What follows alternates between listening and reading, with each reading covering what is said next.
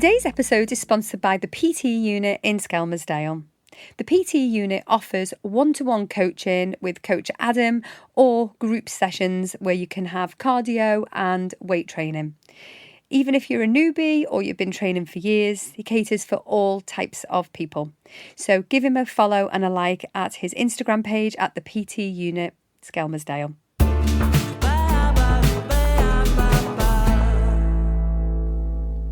Well, hello, Sarah. We're on episode number 4. Aww.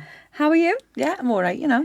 Feel good now. I've just done my star jumps and my high knees to wake my brain up a little bit. Which can be seen. We'll share it on the Instagram profile of you twerking. Oh yeah, it's worked as well. Mm-hmm. So I just want to touch base with you about episode 3, which was shame and distorting emotions, and how much kind of like positive feedback we had about that, and people kind of looking a little bit strange because they're laughing out loud and stuff.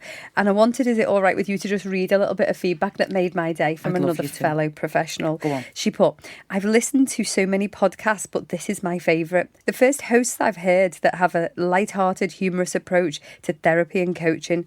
Literally laughed out loud, eager, waiting all the rest. Breath of fresh air. Oh, isn't that lovely? Nice. Yeah. And I think the thing is as well, like, it's difficult sometimes to know how much do you share of yourself, how much do you make things light, how much, you know what I mean? So to get feedback like that. Yeah. It's nice, isn't it? It really is nice. It really is nice. Yeah. And I wanted to share it because I was thinking, like, you know, we encourage feedback and we love to hear from people. But actually, we're, like you say, we're always conscious as professionals as well that there's a line and where we go with that line. And we want to be ourselves and we want to help people. But also at the same time, you know, it's not for everybody, is it? But I'm really glad it's for that person and other people who have sent messages in. So thank you. Keep them coming. We'd love to hear from you.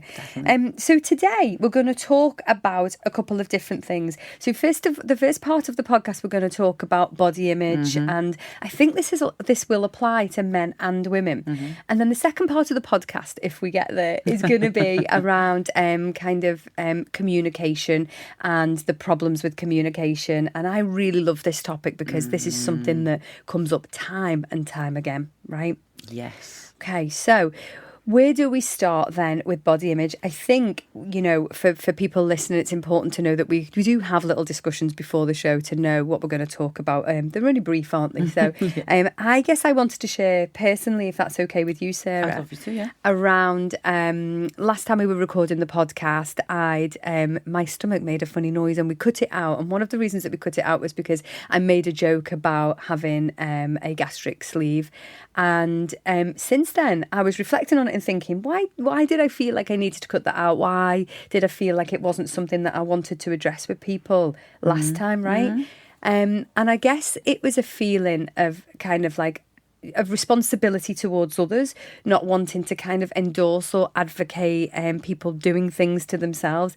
And I'll tell you a little bit about what's happened, but also kind of feeling a little bit embarrassed myself, you know, and thinking, well, obviously wasn't ready to share, even though I'd shared it on my socials. So for people that don't know, about 8 weeks ago, I got a gastric sleeve. And like many people who are listening to this, I have struggled with my weight for years. So since the age of 14, I have been on and off diets, yo-yo dieting, binge eating, all kinds of different things. And I think, you know, even at the age of 14, I wasn't overweight, but by that point, I'd already been started to like kind of be called names, to be body conscious, and never really got out of it. And I think over the years, food has become a massive part of kind of my day-to-day living and dieting. So I get up in the morning and go, oh, what diet is it today? Is it the Atkins? Is it keto? Is it, you know, calories? And I got to the point, I turned 44 last week, by the way. Oh, this week it was only Wednesday. And like 2 days ago. Yes, 2 days ago. And I got to the point where I thought, I'm going into my 44th year, and that will mark 20 years of me yo-yo dieting and being unhappy on and off with my weight. And for those people who have followed my social media over the years, I've had a couple of weight loss journeys, and I just thought, I haven't got another weight loss journey in me. Right? I haven't got another kind of few years to do this. And I took the decision that I was choosing myself and decided to get a gastric sleeve. And so I feel really healthy. I feel really well. But what I want to talk about today was, that consciousness. And actually what I've noticed is that some people are quite happy to compliment me and say, you look really well. Some people who know that I've had it seem to feel like they have to hold back. And again, I think it comes into that idea that we don't want to endorse doing something like that or something as drastic, especially doing this job where we're telling people to be free to be who they are, to work on themselves. Does that make sense? Yeah, it does. And I think it is a tricky topic, isn't it? It is, because yes, we do encourage others to show up as your true self and be, love the skin you're in and be happy. But ultimately, it's your body too, and it's your choice and it's your life. And if you're not getting to a place where you're becoming so self-conscious that it's always you're thinking about, and there's lots of mental health around it that needs addressing, then fair enough. But you're in a place where you're saying, you know what, enough is enough. I'm making a rational decision as well as an emotional and what's right for me decision. It's my body, and I'm going to do this because I know I will feel so much better about myself. It will change a lot about me. And let's go. This is how I want to be, and this is how I'm going to live the rest of my life. And good on you. And it's really interesting because I think we have a society, don't we, where we kind of value this, go at it approach. And for people that don't know, I've weight trained for the last 2 years, 3 times a week religiously with a great trainer, Adam at the PT unit, just to plug him in there. But he's never got any availability because he's so good. But the thing is that was then what's happening here is my body wasn't taking shape the way I wanted it to take shape. And the other thing with body image, which we're going to talk about, is, for aging women, and, 44 isn't old, but it is aging. And actually, I think I've said this before, every day you go to the mirror and you're like, what the fuck is that now? Yeah. Like, if it's Gravity not a hair coming out your chin. Exactly. Exactly that, right? And then it's almost like, so then because we do this job, are we supposed to then just be like, well, we've got to live with it and we've got to do it? And there's, like you say, there's extremes to it, isn't there? So by the time I've gone in for this operation, I wasn't at my heaviest. I was at a really okay-ish weight. That, yes, I could have lost a couple of stone and I could have been okay. But what I was choosing was freedom from the thought process of having to kind of think about food and diet for the next 20 or 30 years again. And that was the key, because people did say to me, well, I don't understand this because you can lose weight and actually you've done it before. And I was like, yeah, I know that I can, but what I want to do is I want to stop my psychology around the obsession with food. And I know men and women listening to this who have issues around binge eating. So one of my triggers is around like kind of getting in the car. So when I drive past food places, when I drive past petrol stations, I have this real instinct to eat or drink something.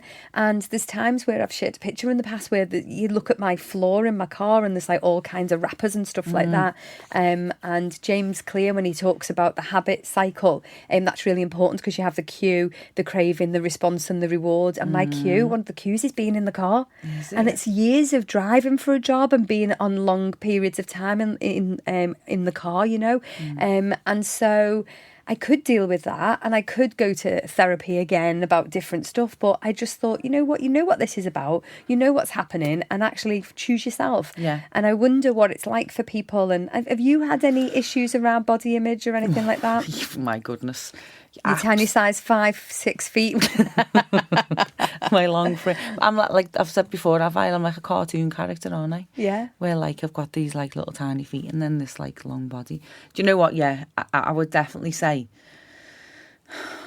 Oh God, I don't know where to start. When I was growing up, when I was like teens, early 20s, I was like, because I'm so tall as well, I carry my weight like differently to a lot of women. Yeah. And I was painfully thin. Like, I remember like comments like, "Oh, your legs are what was it? Your knees look like a knot in a piece of string." Like, or you need a pan of scouse down you. That's like a stew for those who don't know what scouse is. It's like a beef stew.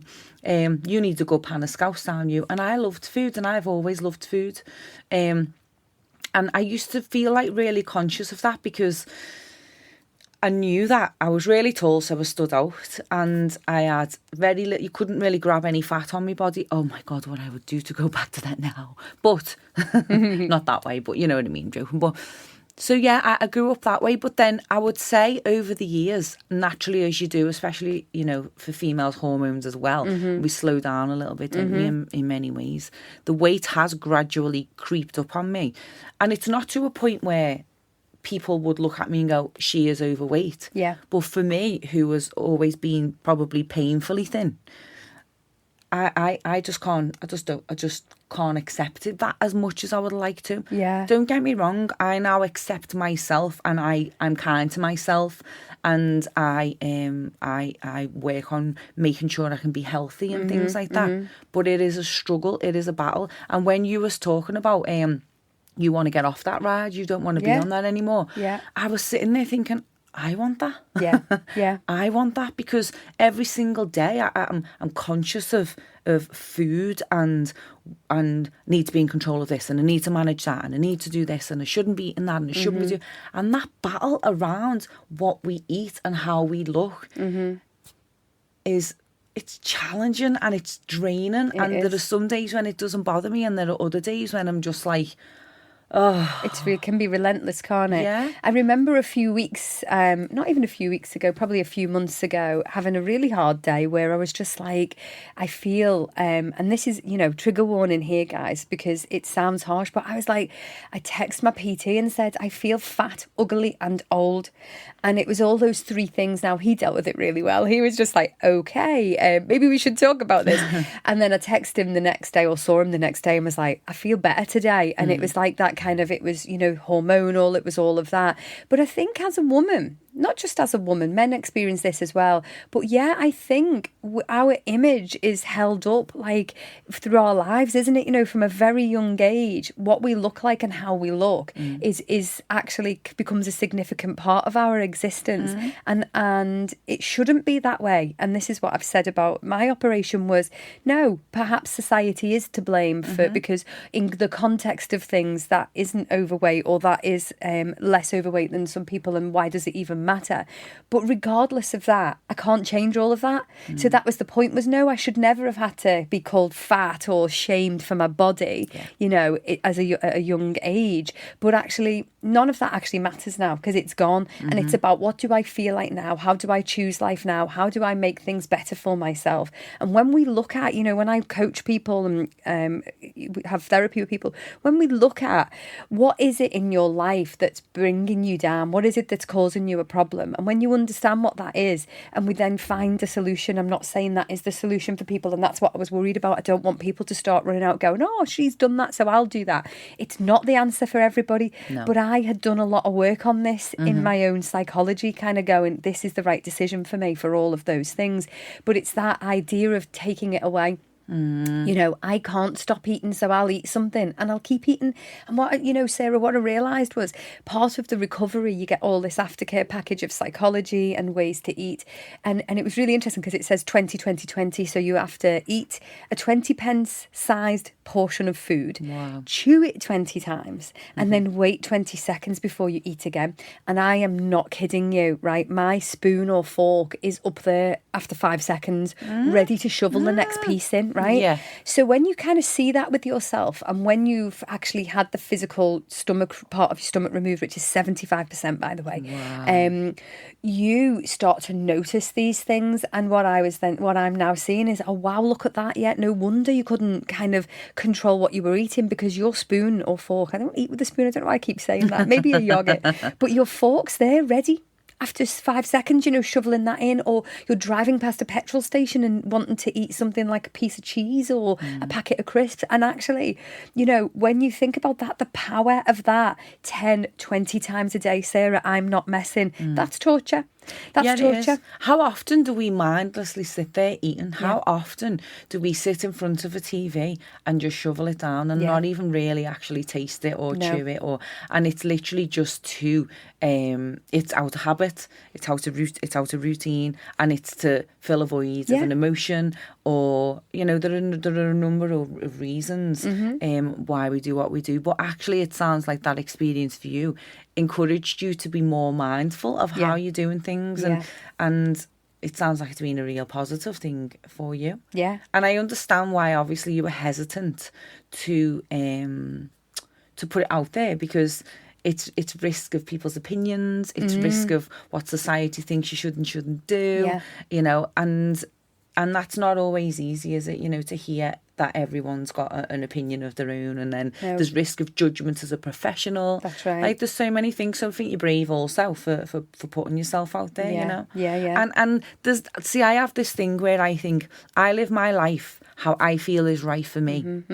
And I think you should live your life how you feel is right for you. Yeah. And if you're in any discomfort, distress, you're struggling with something, connect with someone over it, talk about it. Is there anything you can do to work upon it? Is there anything you can do to become more aware of yourself? Yeah. And I also have this thing where I think I really want to make my life as easy as it can be. Yeah. I want an easy and slow life. Yeah. Where I can just be in the present moment. And if there are things that are preventing that, things that I am unable to physically change or unable to do or just can't get a hold of, I personally am happy to do those things. You know what I mean? And I think if I can make myself look and feel better for myself, well, I think that's the difference. I will do that. Yeah, I think that's the difference.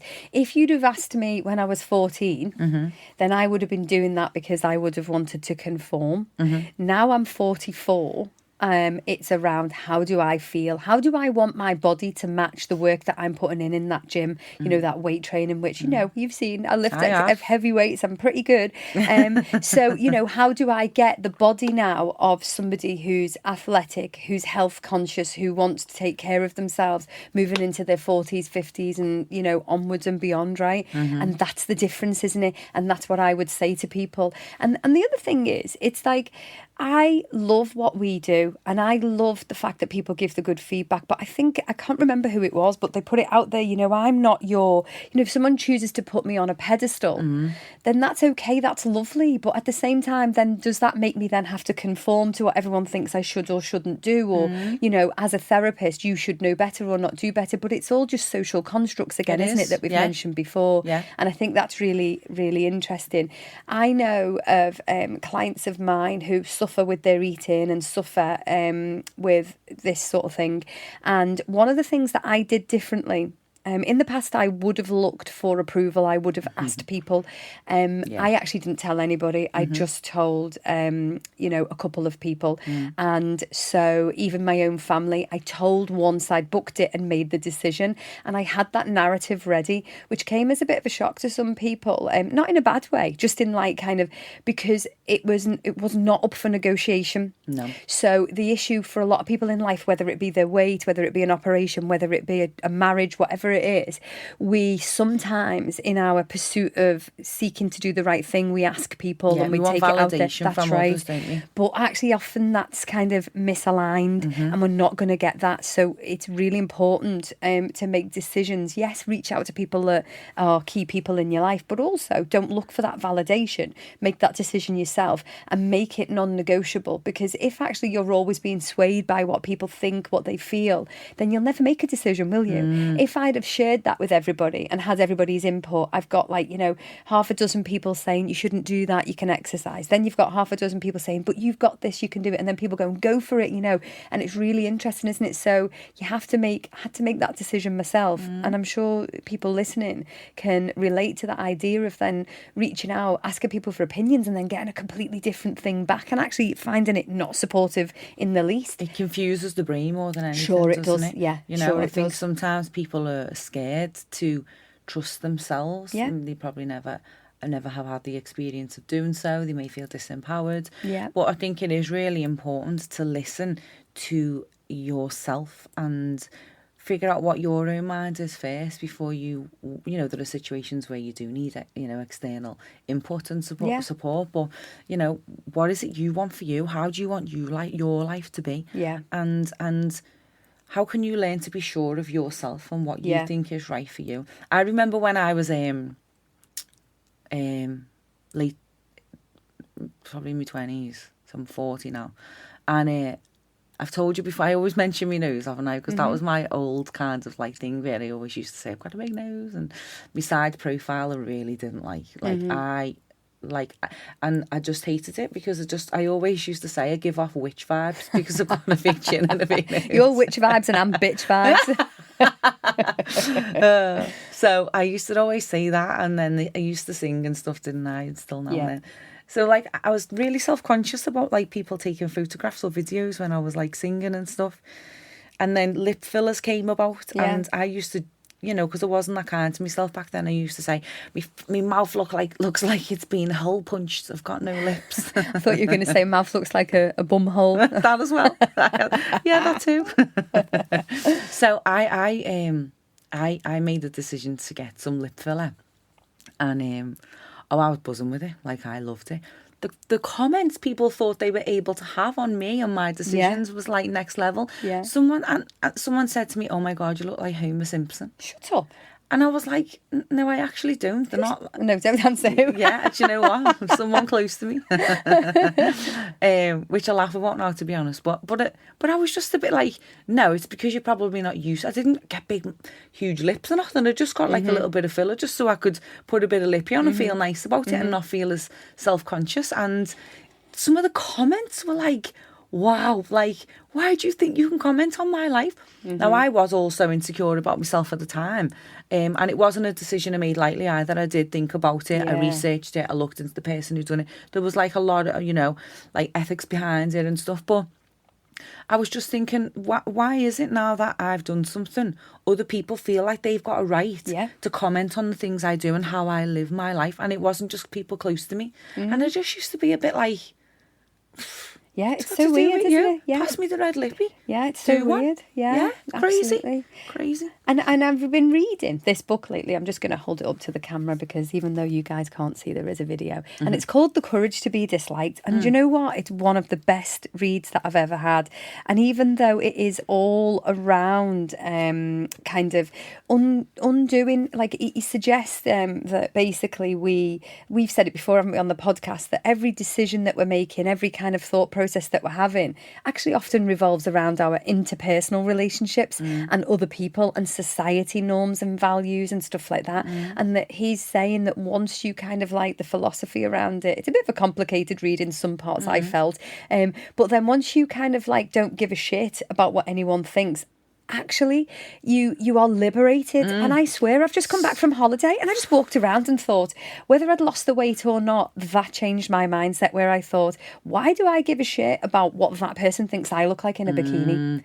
It's so freeing. Yeah, it is. Unbelievable. I've never wore a pair of shorts for years. I've never wore shorts, never got my legs out. And I just was the most comfortable I've ever been. Again, it was a combination of doing what I've done, but also reading that book. And I would recommend it to people. Just this idea, who are we bothering about? What are we thinking about? Why? And really getting into detail about why does that bother us in terms of body image and what we look like. And what prevents you from being able to be in the moment in life, which I know I've just said a few minutes ago, but what is preventing you from being able to enjoy your life, be present in your life, enjoy the people in your life? You know, if you're standing there, which I have so many times in my life, thinking, oh, but the way I look and all I've got on and I feel uncomfortable and I've got to fix this and I don't want someone to look at me, and I'm not even listening to what's going on around me. I'm so internalised, I'm so focused on what's going on in where I feel I've got a spotlight on my head and that people are looking at me, which they're not.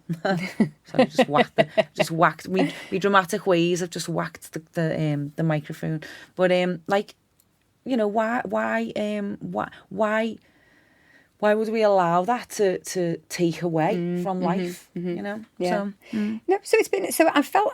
Thank you for letting me share that, because I feel like people need to hear it, and I think it's real. And I think that first of all, you know, about this idea of worrying about what people think. Second of all, the professional cloak that we have to wear, and then third of all, you know, we are trying on this podcast to be relatable to people. And although I'm not saying in any stretch of the imagination go out and do things to yourself, I am emphasizing the point of choosing life for yourself. And you know, this idea that everyone needs to be in on it and to understand what we're doing, well, they don't actually. You can make your own decisions based on your own self, and actually, like you say, have the confidence to understand we know ourselves well. We know ourselves well. My goal is to be unapologetically myself. Yes. And I genuinely feel that, like, I'm close, you know. I mean, there's still things I've got that I want to work upon, and I don't know what that looks like yet. But I am happy to just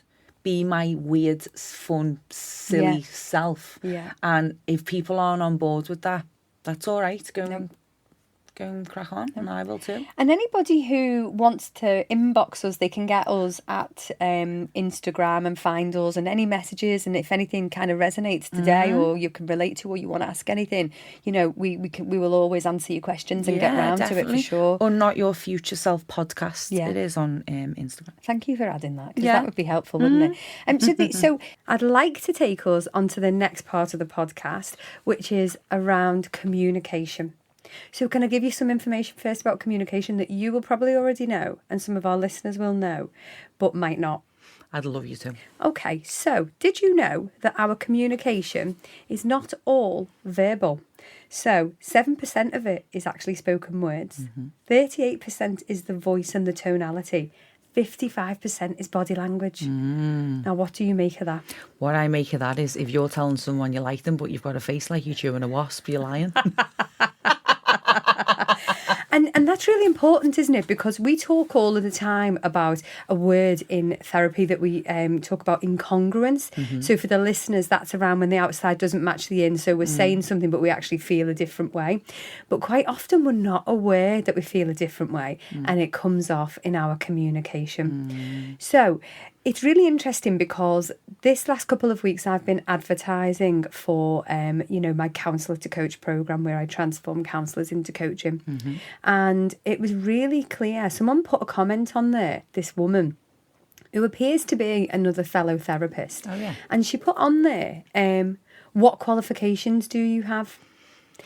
So I wanted to talk about that because it's just an example of poor communication, isn't it? It's an example of poor communication and how then we leave it open to interpretation, that words and tone and everything matter, right? And that by putting it out there like that and making a statement, actually it was quite aggressive communication. Absolutely. And the thing is, our survival brain is constantly trying to assess for threat and danger, and it can put you in your defensive mood straight away, got your back up before you even know the context behind why she's saying what she's saying, because she's not being effective in her delivery. She's not explaining why she wants to know that. There's no warmth to what she's saying. So yeah, it is open to interpretation, but immediately you're going to want to shut that down and get your back up a little bit and think, why? Yeah, absolutely. And it made me wonder. So it didn't make me angry at her. I think we've come too far in our journey to be going down that route with it. But it did make me think about a lot of the people who are listening to this podcast and how actually, how many times a day, a week are we being communicated to or being communicating to someone else and actually not really very aware of how we are either showing up, the facial expressions that we pull, the tone that we use. Tone's everything, isn't it? It is. If I could say to you, when you ask, am I okay, for example, and I could go, yeah, fine. Yeah. Or I could go, yeah, I'm fine. Yeah. And it's two totally different things. I'm not fine if I'm saying it. Yeah, fine. Yeah. But, yeah, fine. There's a warmth behind what I'm saying. There's a difference. Absolutely. What about people, though? Because I had this the other week. I sometimes get, at the moment, really quite tired. And when you do that kind of numbing out a little bit and you're not really available for people. And it kind of looks, someone asked me, why are you so pissed off? And I thought, I'm not. And I wasn't actually pissed off, but actually I was giving off the vibe that I was, but it was actually excessive tiredness. So that must happen to people, mustn't it? And I wonder, how do we then always know with accuracy what kind of someone is communicating and when to push it? So if you say, no, you're fine to me, you know me, I will be saying to you, well, you don't seem it's what's going on.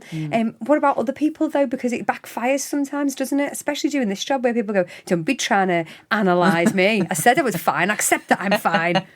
Right? Yeah, I think it's a risk. I think you've got to be willing to take risk. You've got to be, first of all, I think the person who is the one communicating needs to have some level of awareness at some point. Yeah. And if the other person recognises that, I'm not sensing that you're fine, then with a level of awareness, you say, oh gosh, I'm so sorry, I'm really tired. It, that's that. Or the other person, rather than getting anxious and analysing and all of these things, Right. you have to be willing to take a bit of a risk. Yeah. And face some sort of rejection potentially. Yeah, and that's okay. Because if you have good intentions and you are able to create a safe relationship with the people around you, you can. There are not many things you can't say. That's right. Yeah, I agree with that. Because absolutely in that moment where someone asked me if I was pissed off and I wasn't, because there was no defensiveness about it, because I wasn't like, I wasn't, and the person wasn't like, but you was. It was just a real reflection, wasn't it, of actually I'm not, I just think I'm really tired. And I'm noticing about myself lately that actually I do go into a bit of shutdown mode and do get a bit tired, right? And I suppose what you're talking about is, picking your battles with people, isn't it? So if you get the sense that somebody isn't okay, then, you have to decide, don't you, whether it's worth taking that risk to check that they're okay, and the risk being rejected, or risk it but then being okay with that, right? Yeah, because also what can happen is, if you are somebody who is potentially a bit of a pleaser, really sensitive to your environment, anxious, what can happen is you can mistake the other person for not being okay, when actually it's you that's not okay. Because you can constantly ask someone, are you okay? Is everything okay? And if they're saying, yeah, I'm fine, and you're a bit like, reflect within, look at yourself and think, actually, am I okay? Because there must be something going on with me. What do I need? Do I need something here? And in psychology, that's called projection, isn't it? So we feel something. We don't know that we're feeling that, but we'll project it onto someone else. They don't like me, or they are upset, they are angry. And for listeners, we might have said this before, but it's really important to know that if you've been through any kind of trauma as a young person, or in your development, or not even necessarily trauma, sometimes it's kind of emotional, kind of not really having your emotional needs met, it can make you really hypervigilant to watching other people's facial expressions and looking at the mood, and then turning it inward. And you're looking, aren't you, for that? Is that person not pleased? I think we've said this before. Are they not pleased? There's something going on. So it can be tricky, can't it? And I wonder sometimes when we're talking in this way, like for us, this is our bread and butter and we absolutely love it, but it must be hard for people to get a grasp on it and then to work through this, especially when you don't do this for a job. Yeah, especially when you're in a relationship with somebody and they are a person who tends to lack accountability and does project onto you quite frequently. And if you are a person whose esteem maybe isn't where you'd like it to be, it's a bit low, then you can absorb the other person's projections like a sponge, and you can be made to believe that it is your fault. And when it's not. So I think, first of all, awareness of self. If you are anxious, if you are fearful, if you are defensive, all of these things, these need exploring within you, because you do give out and get back and receive what you put out into the world and where you are within yourself. So I think, projection is a really tough one, because it can, especially if you're working with somebody who's defensive, dismissive and avoidant, they will always twist and turn in order to put it back on you, so they don't have to take any accountability. So it's a real tricky one. It's so complex. We are complex beings, aren't we? And I'll be really honest, like I sometimes have got a face like a smacked arse, and I'm very, very expressive with my face. And I was in a meeting the other week, and someone said to me, you could just tell the answer was no by your face, and it was. And I was like, but the difference in what you're talking about there is I do let people know. So I say to people, if I pull this sort of face, I'm thinking, or I'm reflecting, or this is happening for me. Also, please let me know if you see me pull a face and I'm kind of doing something, and that's my communication. Let me know that that's happening, because we don't know or always know what face we're pulling or what we're kind of giving off, do we? Yeah, and to be honest, how often can we stay focused 24/7 in meetings? There are going to be moments, well, unless this is just my brain, but there's going to be moments where I'm thinking, oh, what am I going to have for my tea? Oh no, I don't want that. And at the moment when someone's saying something, I mean, I am a great listener. I'm not going to, obviously that's my job. But what I'm saying is I'm not perfect and I am hungry now and then. and I want people to, I read and listened to something really important the other week where they said the opposite of, no communication is communication. It is. And I loved that. You know, in family therapy, we talk about it and we say people not saying anything or not responding to us is actually communicating. Yeah. And how many times I've heard of this with a lot of women where we're kind of pursuing relationships with people. We might be getting nothing back. I mean, it's been a long while since I've been in that boat, I've got to say. But I remember it, and I remember being in that position. And there's a lot of people who kind of are in that position, probably men as well. But actually, no communication is communication, isn't it? And I love that because I think it's fascinating. And when do we then kind of accept that and go, when they don't communicate with me, actually it means this, instead of ignoring it and going, but maybe it's this. Well, actually, no, it means this. Yeah, and you know, one thing I will say, we are not mind readers. No. We are not mind readers, so please stop trying to fill the gaps. Please stop trying to fill the blanks. If someone pulls a face at something, don't assume why they're pulling the face. Yeah. Don't be putting it, is it because I? No, if somebody's not communicating with you, don't try and think, they must have been giving them all the empathy and understanding in the world with information that you actually don't have. You know, the way people treat you is the way they feel about you a lot of the time. Yes. So deal with it in the way that they're showing you, not the way that you dream like want them to be and think they can be. See people for who they are and act accordingly and respond accordingly, because the thing is, a lot of us want the dream, don't we? We want the dream of what we've created in our mind based off everything that we desire. But the reality of that isn't always what it is. No. And if it comes to a point where you're there trying to justify or give another person some sort of excuse for why they're being the way they are, look, I always say this, go back to self. Look at yourself. Why are you doing that? Why are you abandoning yourself? Why are you abandoning your needs? I wish you could see this. This is so dramatic. The hands are out. The hands are out, the slapping. Eye on. Well, let me tell you what I did recently, and I would urge anyone to do this, because you know I've not got a problem with endings. I've communicated, right? So someone has been not really messaging me back, a friend, and I've been messaging them quite frequently, and I'm always the first person to message. And although because we're really good friends, we sometimes don't message. It's not the same as that. It's kind of, I was listening to this new book called Necessary Endings, right?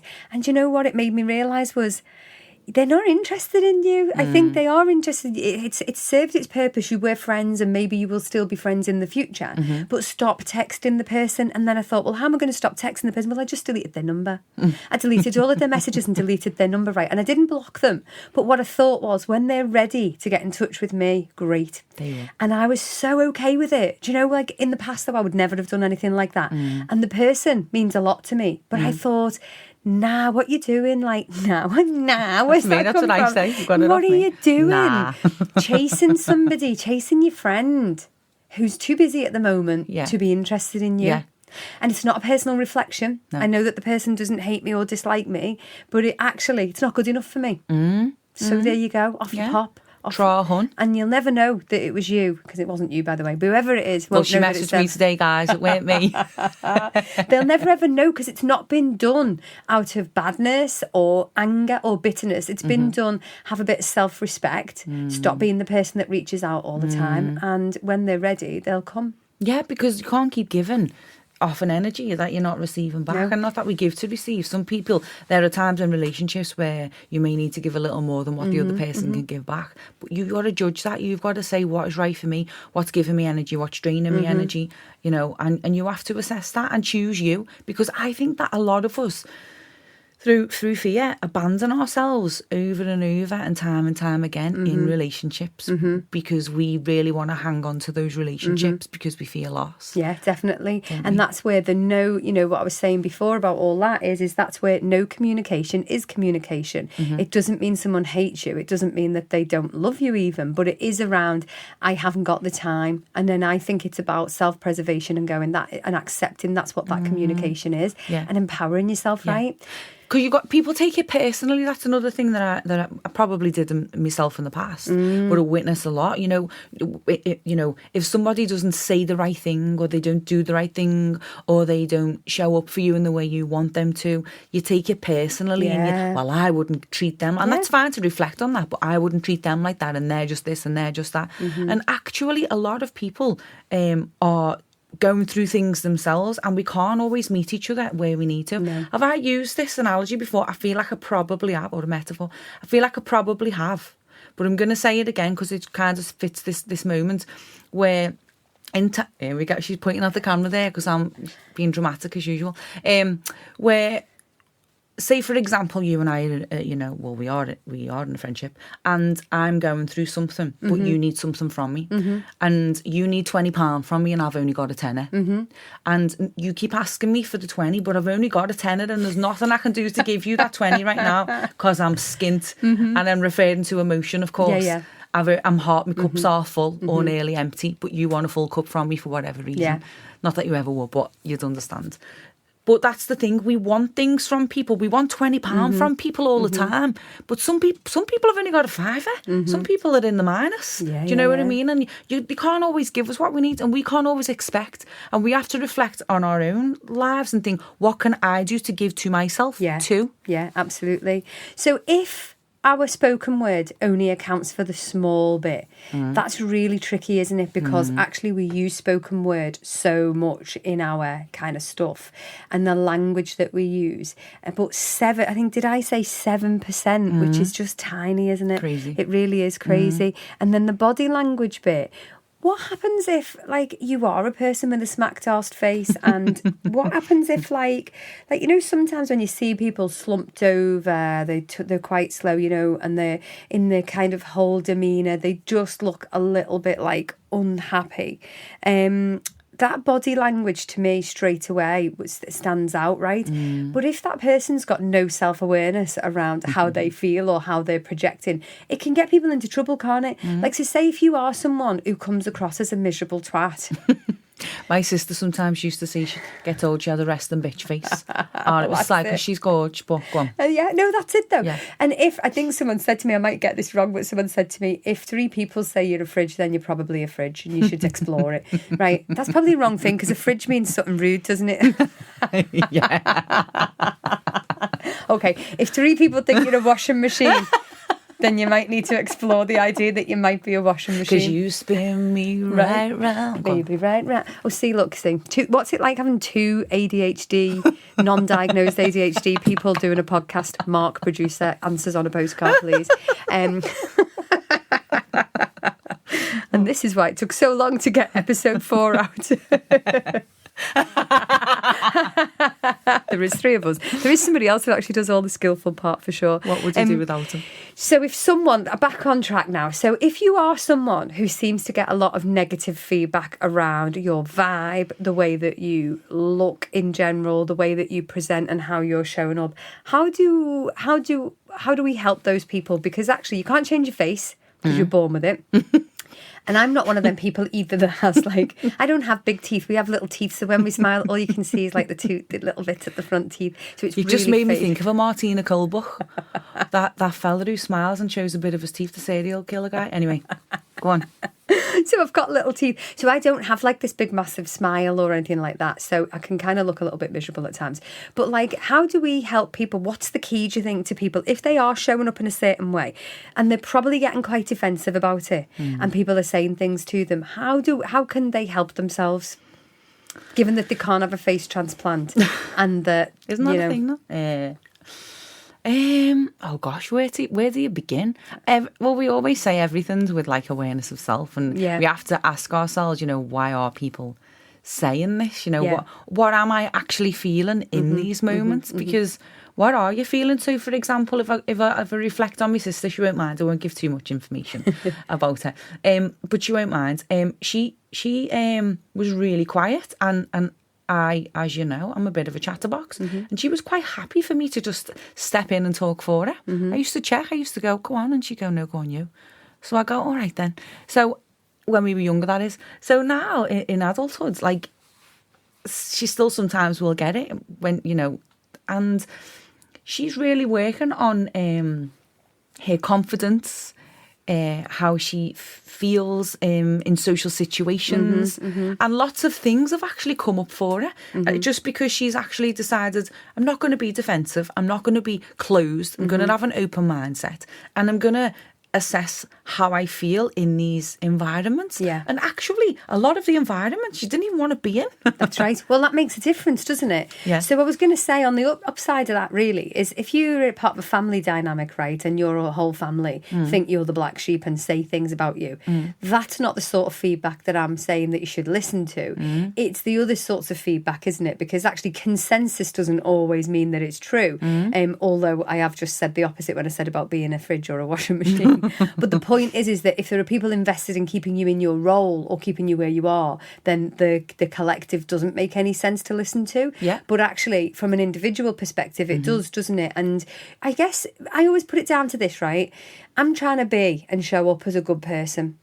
And if there are areas in my life where I'm doing like really, really helping people, like really doing powerful coaching with people, right? But then on the other side of it, like 20% of the time I'm upsetting people because I can't, like, because I'm looking in a certain way or behaving in a certain way in my communication, then actually I'm undoing some of that good work, aren't I? So if I'm causing a bit of misery elsewhere. So I think actually I would need to and want to be aware of that and want the feedback from people because it's the last thing that you want, right? And it's not about people pleasing. But I think there's just so much growth in being aware of how you could potentially present to people and how it might affect other people if you rock up in a certain way. Yeah, and I think we have to explore how safe we feel inside of our bodies. I think this is a huge thing because I talk a lot about the nervous system, like fight, flight and freeze response. And, you know, some of us are in fight mode, which then means, you know, lots of defensiveness, maybe aggression, maybe quite stern in the way we communicate, you know, like that, quite cutting. Some of us are in flight mode where we just want to get off and run for the hills and we don't want to deal with anything and we want to avoid at all costs and don't really want to get into conversations. And some of us are in freeze mode where you're there, you kind of want to be there but you kind of don't want to be there. You don't know how to talk because you're so inside your head and you just you don't feel like what you've got to say is worthy enough and you're terrified and you're full of shame and you're full of you know, that Shat. word of Did you say shat. You're not full of shat. I sometimes am full of shat. I chat a load of shat. But I chat on the chat.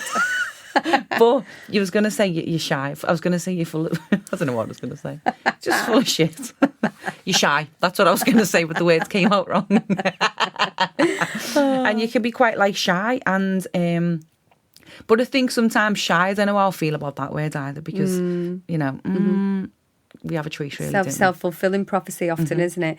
So I guess we're kind of coming towards an end. I mean, we could do so much more on this, couldn't it? It really doesn't feel like a long amount of time, but I don't think that people often know those stats around communication. And I think if people understood themselves a bit more, got a bit of feedback off people that was safe to do so and understood themselves, then actually we'd find ourselves in a lot less kind of conflict or difficulty or wondering why people think something or why something's happened in the way that it has, you know what I mean? And I definitely say, if you are a person who struggles with body image, like we discussed at the beginning, and you struggle with communication, because these both go hand in hand, don't they? You know, how we feel about ourselves and then how we communicate with the world around us. They kind of are very, very linked, aren't they? And I think if that is the case, I think if you are someone who struggles with how you present yourself in the world and therefore then it impacts how you communicate in your relationships. You can spend a lot of time looking and thinking, well, they don't like me. Will they like me? They.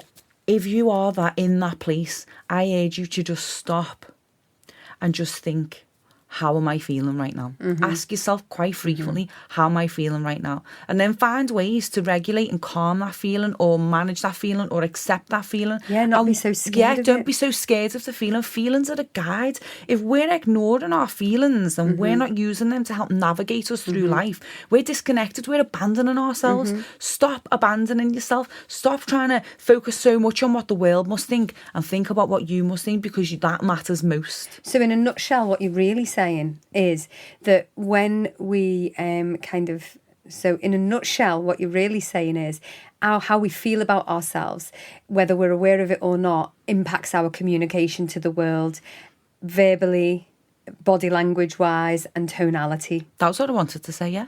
strong. I like that. That's good. And I want to say, right, a couple of examples.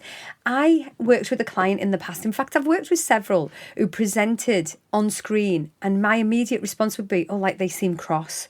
And when it come down to it, what I found out was they suffered from extreme anxiety and nervousness, right?